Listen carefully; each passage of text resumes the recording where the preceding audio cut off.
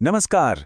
अच्छा, कभी सोचा है कि दिल्ली और चंडीगढ़ जैसे शहर बाकी राज्यों से इतने अलग क्यों हैं? वो हैं केंद्र शासित प्रदेश। और आज हम सीधे भारतीय संविधान के पन्नों में उतरने वाले हैं, ये समझने के लिए कि आखिर ये हैं क्या, काम कैसे करते हैं और भारत के फेडरल स्ट्रक्चर में इनका इतना अनोखा रोल क्यों है। तो आज का सबसे बड़ा सवाल यही है, आखिर केंद्र सरकार भारत के कुछ हिस्सों पर सीधे सीधे शासन कैसे करती है, जबकि ज्यादातर जगहों पर तो राज्य सरकारें हैं। चलिए इस पूरे सिस्टम को खोल कर देखते हैं कि संविधान हमें इसके बारे में क्या बताता है। तो देखिए, आज हम क्या क्या समझने वाले हैं। हम शुरू करेंगे बिल्कुल बेसिक से कि यूनियन टेरिटरी होता क्या है। फिर हम राष्ट्रपति के डायरेक्ट रूल को समझेंगे। हम ये भी देखेंगे कि पुडुचेरी जैसे कुछ यूटीज में अपनी विधानसभा क्यों होती है। और फिर हम दिल्ली के बहुत ही खास मामले को डिकोड करेंगे। और आखिर में हम सब कुछ संक्षेप में दोहराएंगे, खासकर उन लोगों के लिए जो किसी परीक्षा की तैयारी कर रहे हैं। तो चलिए सबसे पहले और सबसे जरूरी सवाल से शुरू करते हैं। असल में एक केंद्र शासित प्रदेश या यूनियन टेरिटरी होता क्या है? इसे समझना बहुत जरूरी है क्योंकि ये भारत के गवर्नेंस का एक बहुत ही खास हिस्सा है।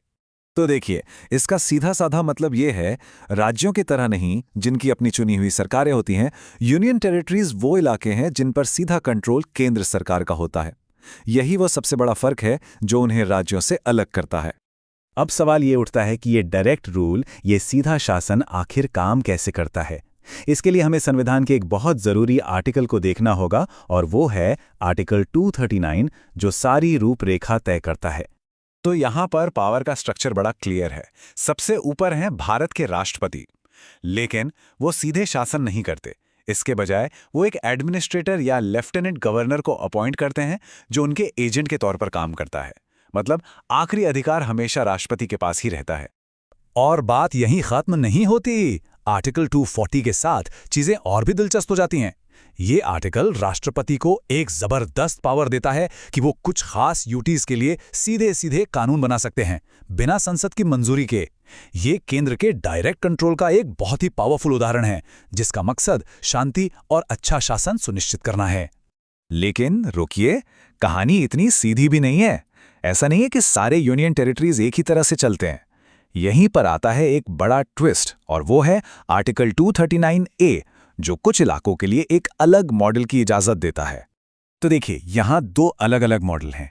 एक तरफ है अंडमान निकोबार जैसे इलाके जो सीधे राष्ट्रपति के अपॉइंट किए गए प्रशासक द्वारा चलाए जाते हैं, और दूसरी तरफ है पुडुचेरी, जिसकी अपनी चुनी हुई विधानसभा और अपनी मंत्री परिषद है, जो लगभग एक छोटे राज्य की तरह ही काम करती है। और अब आते हैं सबसे अनोखे, सबसे कॉम्प्लेक्स केस पर, दिल्ली। ये सिर्फ एक और यूनियन टेरिटरी नहीं है। आर्टिकल 239AA के तहत इसका एक बहुत ही खास और पेचीदा दर्जा है। सबसे पहली बात, इसका पूरा नाम पता होना जरूरी है, national capital territory of Delhi. और ये सिर्फ एक नाम नहीं है, ये अपने आप में एक संकेत है कि हम भारत के शासन के दिल में एक बहुत ही खास जगह की बात कर रहे हैं। तो पुडुचेरी की ही तरह दिल्ली की भी अपनी चुनी हुई विधानसभा है, मंत्री परिषद है और एक मुख्यमंत्री भी। मतलब ऊपर ऊपर से देखें तो ये बिल्कुल एक पूरे राज्य जैसा ही लगता है, जो अपने लोगों को एक हद तक लोकल सेल्फ गवर्नेंस का अधिकार देता है। लेकिन यहीं पर असली पेंच है। 3 बहुत जरूरी मामले ऐसे हैं जहां दिल्ली सरकार के हाथ बंधे हुए हैं: पब्लिक ऑर्डर, पुलिस और जमीन। ये तीनों सीधे सीधे केंद्र सरकार के कंट्रोल में आते हैं। अब सवाल है, ऐसा क्यों?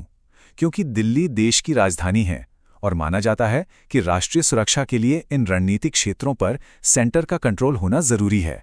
और यही अनोखा बंटवारा दिल्ली में केंद्र और स्थानीय सरकार के बीच लगातार चलने वाले टकराव की जड़ है। इतना ही नहीं, संविधान में केंद्र के पास एक तरह का सेफ्टी वॉल्व भी है।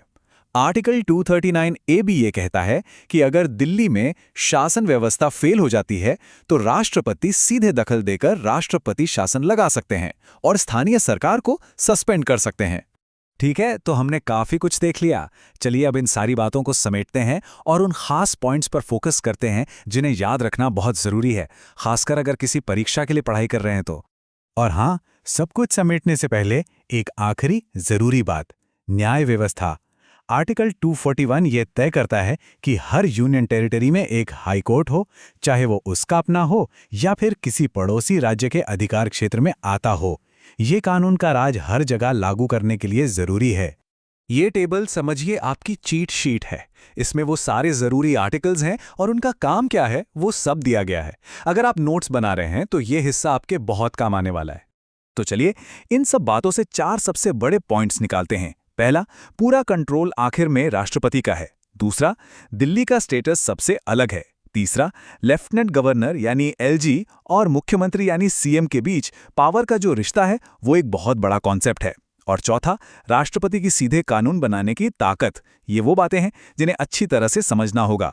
कुल मिला के बात यह है कि यूनियन टेरिटोरीज भारत के फेडरल स्ट्रक्चर के अंदर एक बहुत ही दिलचस्प प्रयोग हैं।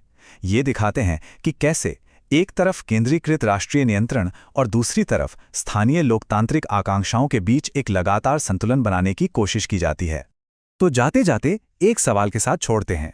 जब इस तरह का एक जटिल पावर शेयरिंग सिस्टम होता है, खासकर दिल्ली जैसे शहर में, तो रोजमर्रा के शासन में असल दुनिया की चुनौतियां क्या होती होंगी?